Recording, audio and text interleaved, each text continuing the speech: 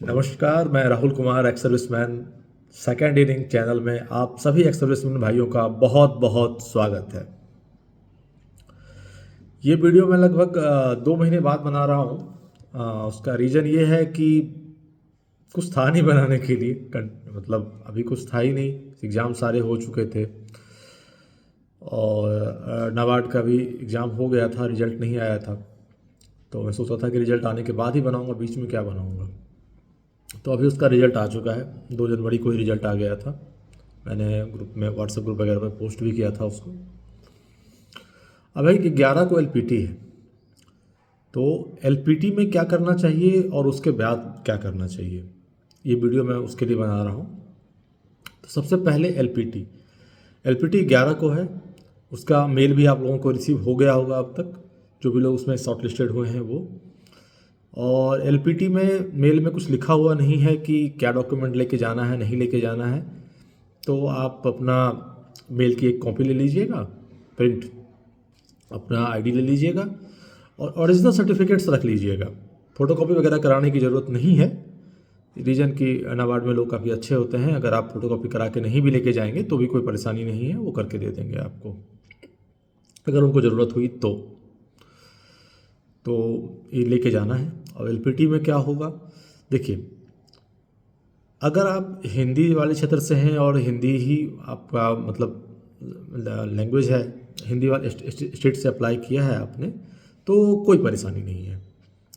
बहुत ही बेसिक चीज़ें होंगी, बहुत ही ज़्यादा बेसिक, इतनी बेसिक कि आप आराम से दे सकते हैं। दूसरा, इसका कोई मार्क्स वगैरह ऐड होता नहीं है, तो आपको इसमें कोई टेंशन लेने की ज़रूरत नहीं है। मतलब एलपीटी में आप बिंदास जाइए, कोई परेशानी नहीं है, कुछ भी नहीं। हाँ, अगर आपने आप हिंदी वाले एरिया से हैं और आपने मुंबई से अप्लाई कर दिया है, गुजरात से अप्लाई कर दिया है, तो काइंडली थोड़ा सा बेसिक देख लीजिए। क्योंकि एलपीटी मैंने सिर्फ एक ही दिया था, एसबीआई का। मैंने गुजरात से उसको अप्लाई कर दिया था बाय मिस्टेक। तो उसमें एक कंप्रिहेंसन आया था, उस कंप्रिहेंसन से पास क्वेश्चंस आए थे, वो क्वेश्चंस मैंने किए थे। तो एलपीटी ऐसे ही होता है और सभी पास होते हैं, कोई फेल नहीं होता। मैंने एसबीआई का आरटीआई का भी रिप्लाई देखा था, उसमें कर्नाटका से शायद एक फेल हुआ था। बाकी जो लोग होते हैं वो एब्सेंट होते हैं, फेल कोई नहीं होता है। ठीक है, तो अगर आप जाएंगे तो एब्सेंट तो होंगे नहीं, फेल जब कोई होता नहीं है तो आप फेल भी नहीं होंगे। ठीक है। हाँ, लेकिन ऐसा नहीं है कि बिल्कुल ऐसे ही मुँह उठा के चले गए। थोड़ा सा लैंग्वेज देख लीजिए, ताकि कम से कम अगर कंप्रिहेंशन बेस्ड क्वेश्चन आए तो आप ढूंढ सकें कि कहाँ से लिखना है, ठीक है, और क्या पूछा जा रहा है। इतना तो आप देख ही लीजिएगा। ठीक है, तो ये है एलपीटी के लिए। अब ये है कि किसको ज्वाइन करना चाहिए या नहीं ज्वाइन करना चाहिए। बहुत तरह की इस तरह की क्वायरीज आ रही है मेरे पास कि किसको ज्वाइन करना चाहिए।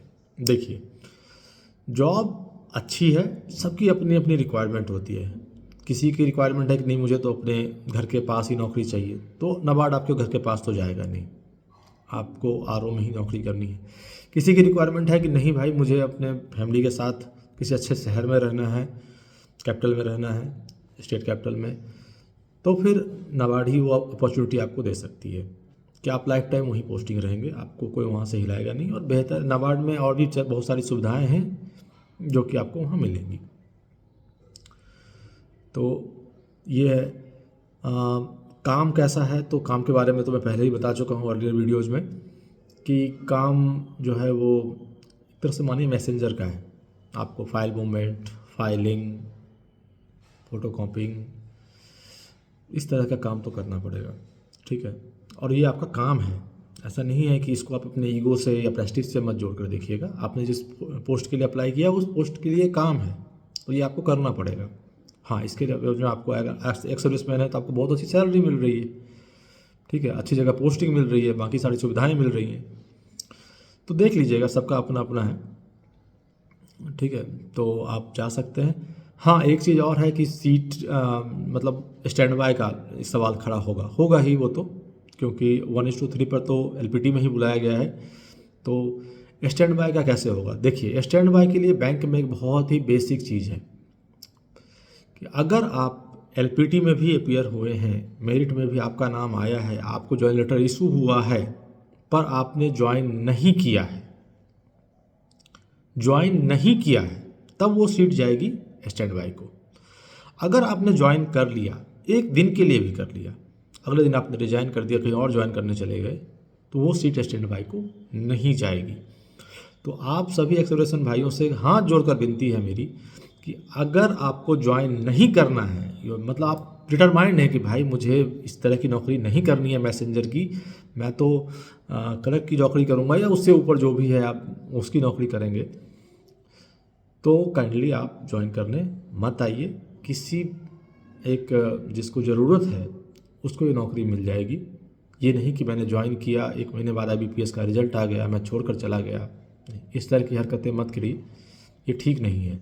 बेहतर है, ऐसा नहीं है कि मैं आपको ये बात बता रहा हूँ तो मैंने ऐसा नहीं किया है, बिल्कुल नहीं किया है मैंने पहली बार मैंने यहीं नाबार्ड में ही ज्वाइन किया था, उससे पहले मैंने कहीं ज्वाइन नहीं किया। भले ही मेरी 8-10 जितनी नौकरियाँ मुझे मिलनी थी मिली, पर मैं कहीं ज्वाइन नहीं करने गया था। ठीक है, तो इस यहाँ भी यही है कि अगर आपको नहीं करना है तो आप ज्वाइन मत करिए। ठीक है, बस इतना ही है आज के लिए। चलिए बाय बाय, नमस्ते, थैंक यू।